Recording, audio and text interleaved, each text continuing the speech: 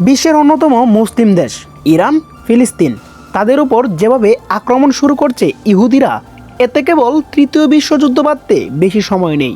এ বিষয়ে হাদিসে কি বলা হয়েছে, কিয়ামতের পূর্বে যে ঘটনা ঘটবে তা কি বাস্তবায়ন হতে যাচ্ছে?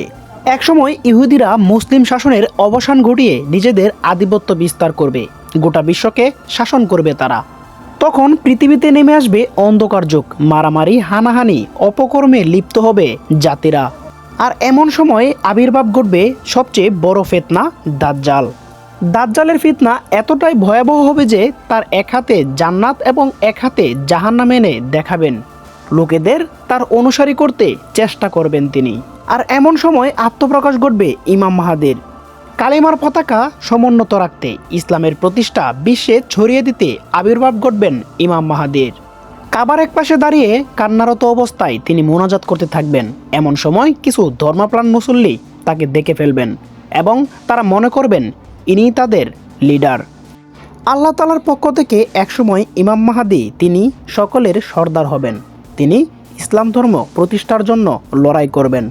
দাজ্জালের ফিতনাকে শেষ করার জন্য, ইসলাম কায়েম করার জন্য তিনি দলবদ্ধ হয়ে মুসলিমদের নিয়ে কাজ করবেন। আর ইমাম মাহাদির আগমনের বার্তাটি ধীরে ধীরে ছড়িয়ে যেতে থাকবে। যেহেতু পৃথিবীতে আর কোনো নবী রাসূল আসবেন না, হযরত মুহাম্মদ সাল্লাল্লাহু আলাইহি ওয়াসাল্লাম তিনি ছিলেন আমাদের শেষ নবী। তাই তো নবীর পরিবর্তে আল্লাহ তাআলা ইমাম মাহাদিকে পাঠাবেন মানবজাতির কল্যাণ স্বরূপ। তিনি গোটা বিশ্বকে ইসলামের আওতায় নিয়ে আসবেন। সকলে ইসলাম ধর্ম গ্রহণ করতে থাকবে। ইসলামের ছায়াতলে আসতে শুরু করবে জনতা। আর একসময় ওনার নেতৃত্বে তৈরি হবে দাজ্জালের অনুসারীদের বিরুদ্ধে বিশাল এক যুদ্ধ।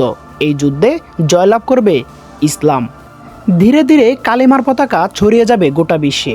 গোটা বিশ্ব তখন ইসলামের আওতায় চলে আসবে। মুসলিমদের রাজত্ব কায়েম হবে, মুসলিমের শাসন ঘটবে, মুসলিমরা গোটা বিশ্ব শাসন করবে, এমনটাই হাদিসে বর্ণিত আছে। প্রিয় দর্শক, আপনারা জানেন ইতিমধ্যে কিয়ামতের যে আলামত রয়েছে তার অনেকগুলোই সংগঠিত হয়ে গেছে, আর বেশ কিছু বাকি রয়েছে।